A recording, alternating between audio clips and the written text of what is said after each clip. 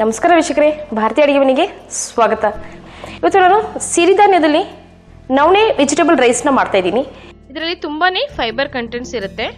So ಹಾಗಾಗಿ ನಾನು ನವಣೆಯಲ್ಲಿ vegetable rice ಮಾಡೋದು ತೋರಿಸ್ಕೊಡ್ತಾ ಇದ್ದೀನಿ. ಬನ್ನಿ ಇದಕ್ಕೆ ಏನೇನು ಸಾಮಗ್ರಿ ಬೇಕು ನೋಡ್ಕೊಳ್ಳೋಣ. ನಾನು 1 ಕಪ್ ನವಣೆ ತೊಗೊಂಡಿದ್ದೀನಿ. ಇದಕ್ಕೆ ಇಂಗ್ಲೀಷಲ್ಲಿ ಫಾಕ್ಸ್ಟೈಲ್ ಕೂಡ ಹೇಳ್ತಾರೆ.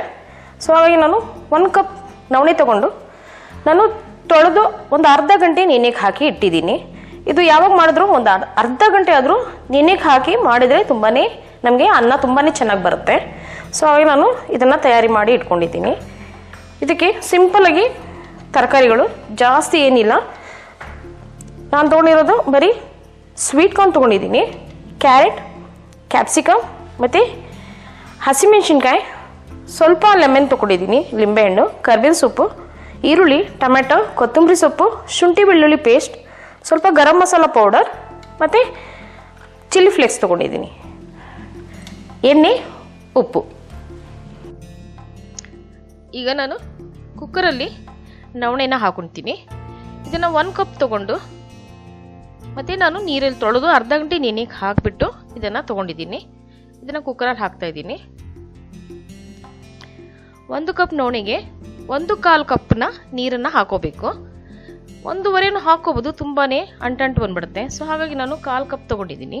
1/4 ಕಪ್ನ ಹಾಕೋಬೇಕು ನೀರು.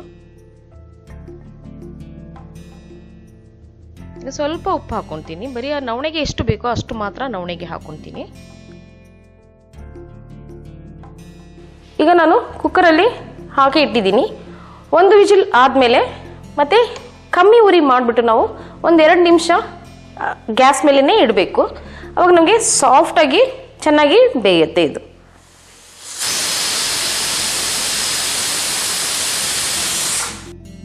ಒಂದು ವಿಜಿಲ್ನ ಕೂಗಿಸ್ಕೊಂಡಿದ್ದೀನಿ. ಮತ್ತೆ ಕಮ್ಮಿ ಉರಿಯಲ್ಲಿ ಮತ್ತೆ 2 ನಿಮಿಷ ಇಡ್ತೀನಿ. ಈಗ 2 ನಿಮಿಷ ಆಗಿದೆ. ಗ್ಯಾಸ್ ಆಫ್ ಮಾಡ್ಕೋತೀನಿ. ಮತ್ತೆ ನಾನು ಗ್ಯಾಸ್ ಅಂಟಿಸ್ಕೊಂಡು ಒಂದು ಕಡಾಯಿ ಇಡ್ತೀನಿ.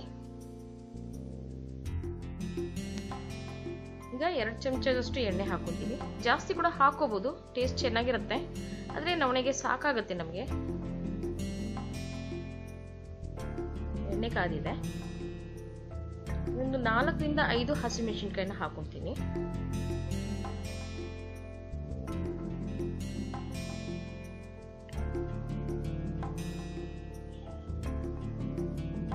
ಈಗ ಈರುಳ್ಳಿನ ಹಾಕೊಂತ ಇದ್ದೀನಿ.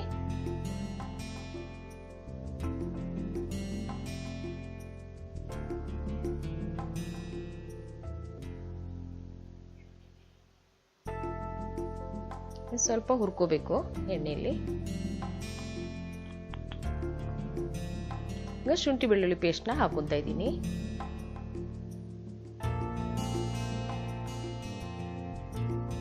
ಇದನ್ನ ಸ್ವಲ್ಪ ಹುರ್ಕೋಬೇಕು.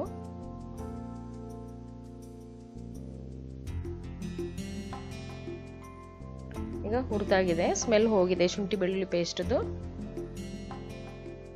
ಈಗ ಕ್ಯಾರೆಟ್ ಹಾಕ್ತಾ ಇದ್ದೀನಿ.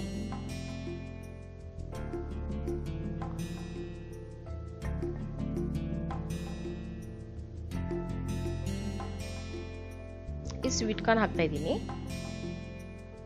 1 ಕಪ್ ಅಷ್ಟು ತಗೊಂಡಿದ್ದೀನಿ. ಮತ್ತೆ ಕ್ಯಾಪ್ಸಿಕಮ್,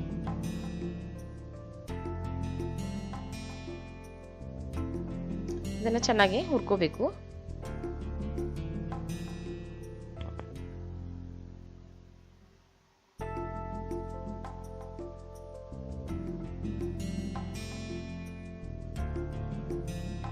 ಇದರಲ್ಲಿ ಕರ್ಬೇವಿನ ಸೊಪ್ಪು ಕೂಡ ಹಾಕೊಂತ ಇದ್ದೀನಿ.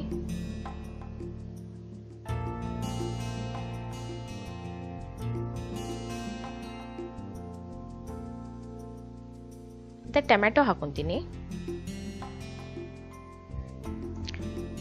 ಟೊಮೆಟೊ ಸಾಫ್ಟ್ ಆಗೋವರೆಗೂ ನಾವು ಸ್ವಲ್ಪ ಇದನ್ನ ಹುರ್ಕೋಬೇಕಾಗುತ್ತೆ.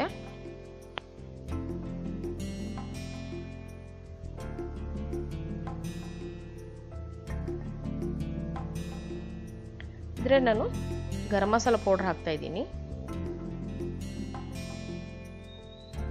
ಮತ್ತೆ ಚಿಲ್ಲಿ ಫ್ಲೇಕ್ಸ್ ಹಾಕ್ತಾ ಇದ್ದೀನಿ.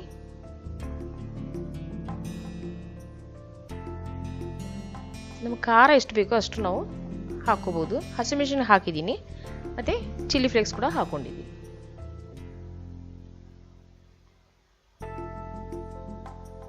ಜೊತೆಗೆ ಕ್ಯಾಪ್ಸಿಕಮ್ದು ಕೂಡ ಖಾರ ಬರುತ್ತೆ ನಮಗೆ.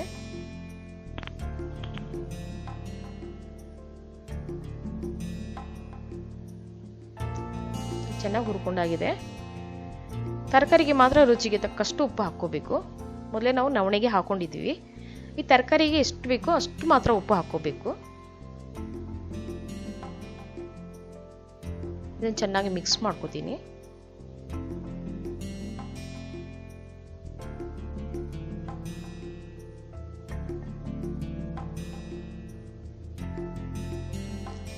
ಇದು ಸ್ವಲ್ಪ ಹುರ್ಕೊಂಡು ಸಾಫ್ಟ್ ಆಗಿದೆ. ಒಂದು ಸ್ವಲ್ಪ ನೀರು ಹಾಕ್ಕೊಂತೀನಿ.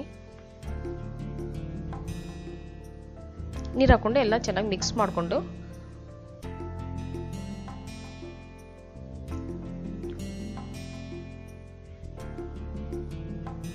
ಮೇಲೆ ಸ್ವಲ್ಪ ಹೊತ್ತು ಮುಚ್ಚಳನ ಮುಚ್ಚಿಡ್ತೀನಿ. ತರಕಾರಿ ಸ್ವಲ್ಪ ಸಾಫ್ಟ್ ಆಗುತ್ತೆ.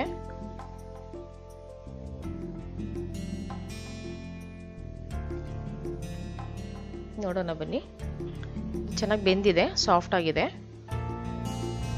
ನೀರು ಕೂಡ ಹೀರ್ಕೊಂಡಿದೆ. ಹಾಕಿದೆ ಸ್ವಲ್ಪ ನೀರು ನಾವು ಸಾಕಾಗುತ್ತೆ. ಈ ತರಕಾರಿಗೆ ದಮ್ ಬರುವಷ್ಟು ನಾವು ನೀರು ಹಾಕೋಬೇಕು.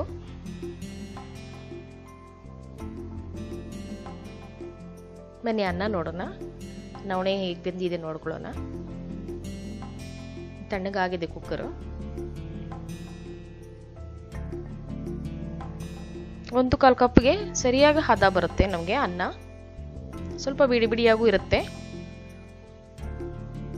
ಸಾಫ್ಟ್ ಆಗಿದೆ, ಬೆಂದಿದೆ ನವಣೆನ. ಕಮ್ಮಿ ಉರಿ ಮಾಡಿಟ್ರೆ ಚೆನ್ನಾಗಿ ಸಾಫ್ಟ್ ಆಗಿ ಬೇಯುತ್ತೆ. ಈ ನವಣೆನ ಹಾಕೊಳ್ತಾ ಇದ್ದೀನಿ ತರಕಾರಿಯಲ್ಲಿ.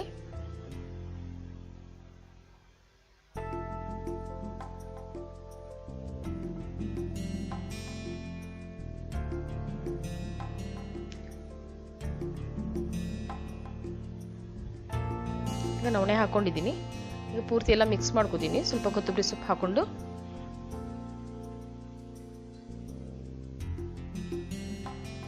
ಈಗ ತರಕಾರಿ ಎಲ್ಲ ಹೊಂದ್ಕೋಬೇಕು.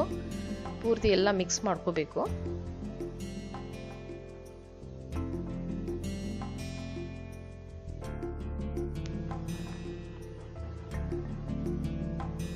ಇದು ಮಿಕ್ಸ್ ಆಗಿದೆ. ಸ್ವಲ್ಪ ಲಿಂಬೆಹಣ್ಣು ಹಾಕೊಂತೀನಿ. ಜಾಸ್ತಿ ಬೇಡ, ಸ್ವಲ್ಪ ಲಿಂಬೆಹಣ್ಣು ರಸ ಹಾಕೊಂಡ್ರೆ ಸಾಕಾಗುತ್ತೆ. ಹುಳಿ ಹುಳಿನೂ ಇರುತ್ತೆ, ತಿನ್ನಕ್ಕೆ ಟೇಸ್ಟ್ ಚೆನ್ನಾಗಿರುತ್ತೆ.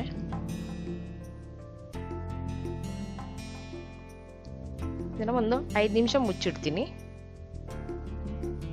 ಇದು ಆಗಿದೆ. ಚೆನ್ನಾಗಿ ಒಂದ್ಸಲ ಮಿಕ್ಸ್ ಮಾಡ್ಕೋಬೇಕು.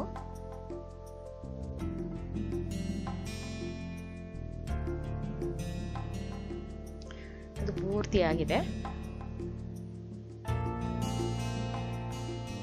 ಈಗ ಡಿಶ್ ಔಟ್ ಮಾಡ್ಕೊಳ್ಳೋಣ.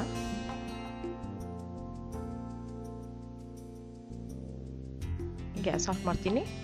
ಡಿಶ್ ಔಟ್ ಮಾಡ್ಕೋತೀನಿ.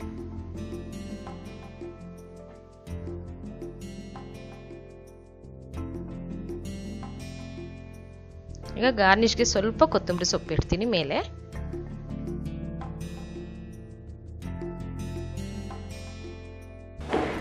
ನೋಡಿದ್ರೆ ವೀಕ್ಷಕರೇ, ತುಂಬಾನೇ ಈಸಿ ನವಣೆ ವೆಜಿಟೇಬಲ್ ರೈಸ್ ಮಾಡೋದು. ಇದು ಸಿಂಪಲ್ ಆಗಿ ಮಾಡಿದ್ದೀನಿ. ಜಾಸ್ತಿ ಮಸಾಲೆ ಇಲ್ಲ, ಏನಿಲ್ಲ. ನಮಗೆ ಏನು ಬೇಕು, ಮತ್ತು ಗೋಬಿ ಕೂಡ ಹಾಕೋಬೋದು, ಬಟಾಣಿ ಕೂಡ ಹಾಕೋಬೋದು. ನಾವು ಯಾವ ತರಕಾರಿ ಬೇಕಾದರೂ ನಮಗೆ ಇದರಲ್ಲಿ ಆ್ಯಡ್ ಮಾಡ್ಕೋಬೋದು. ಸೊ ನೀವು ಮಾಡಿ, ಲೈಕ್ ಮಾಡಿ, ಕಮೆಂಟ್ಸ್ ಕೊಡಿ. ನನ್ನ ರೆಸಿಪಿ ನೋಡೋದೇ ನನ್ನ ಕಡೆಯಿಂದ ನಿಮಗೆ ಧನ್ಯವಾದ.